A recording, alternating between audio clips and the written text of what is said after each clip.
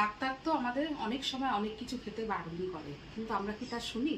অনেক সময় এমন এমন জিনিস থাকে যেগুলো না খেয়েও পারি না, আবার দোকানদারের কাছ দিয়ে যেচে যেচে চেয়ে নিয়ে আসি ক্ষতি জেনে। সেই কথা মাথায় রেখে আজ আমি নিয়ে এসেছি মাছের তেল। আজকে আমি রান্না করব মাছের তেল চচ্চড়ি। নমস্কার, আমি কাকুলি রান্নাঘর থেকে সবাইকে স্বাগত। আমি ভালো আছি, তোমরা সবাই ভালো তো? তোমাদের একটি কমেন্ট আমাকে অনেক আনন্দ দেয়। চলো এবার শুরু করে নেওয়া যাক মাছের তেল চচ্চড়ি। দেখো, আমার মাছের তেল চচ্চড়ি করতে লাগছে হচ্ছে সর্বপ্রথম মাছের তেল। এটা কাতলা মাছের তেল নিয়েছি, ভালো করে ধুয়ে পরিষ্কার করে একদম নিয়ে নিয়েছি। আর নিয়েছি হচ্ছে এরকমভাবে লম্বা লম্বা করে কাটা বেগুন, আর নিয়েছি এরকম গোট গোট করে কাটা আলু, আর নিয়েছি দেখো পেঁয়াজ কুচি, রসুন কুচি আর লঙ্কা কুচি। আর মশলায় লাগছে হচ্ছে তেল, হলুদ, নুন আর লঙ্কার গুঁড়ো। খুব সামান্য মশলা এতে লাগবে। গ্যাসটা ধরিয়ে আমি একটা কড়াই বসিয়ে দিলাম। কড়াইটা একটু গরম হোক।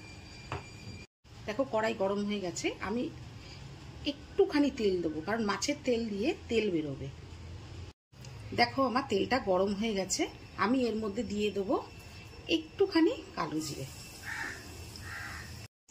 এবার দিয়ে দেবো কাটা বেগুনগুলো।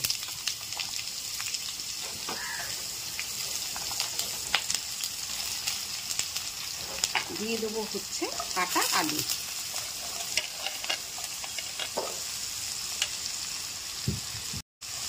একটু নাড়াচাড়া করে নিই।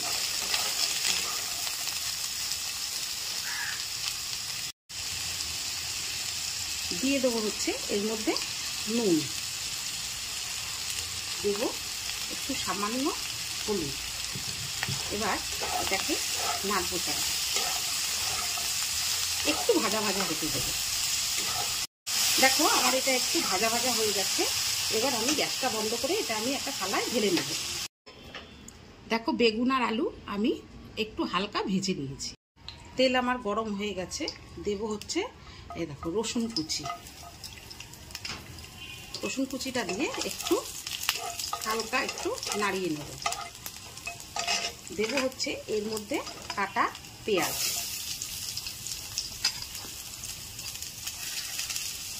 আর দেব কাঁচা লঙ্কা দিয়ে এটা একটু ভাজা ভাজা করে নেব।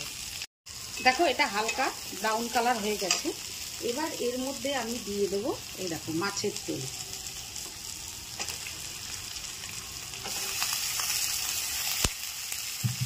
এর মধ্যে আমি দেব একটু হলুদ, সামান্য একটু নুন, আর দেব একটু লঙ্কার গুঁড়ো, যাতে কালারটা সুন্দর আসে।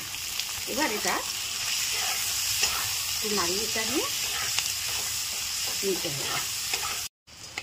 দেখো এরকম নাড়াতে চাড়াতে এরকম তেল বেরিয়ে এসছে। এরকম তেল পুরো করছে।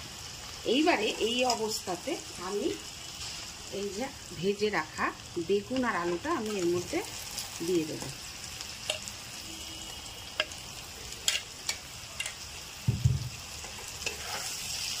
দিয়ে এটা আমি শুকনো শুকনো করব। দেখো মাছের তেলটা আমার পুরো হয়ে গেছে, দেখেছো পুরো ভাজা ভাজা হয়ে গেছে, আর তেলটাও এখান থেকে দেখো বেরিয়ে এসছে। রেডি আমার মাছের তেল চচ্চড়ি। এবার এটা আমি নামিয়ে নেব। দেখো বেগুন আলু দিয়ে মাছের তেল চচ্চড়ি আমার পুরো রেডি। যদি ভিডিওটা ভালো লেগে থাকে লাইক কমেন্ট শেয়ার করো, আমার পাশে থেকো। বড়দের জন্য রইল অনেক অনেক শ্রদ্ধা, আর ছোটদের জন্য রইল অনেক অনেক ভালোবাসা।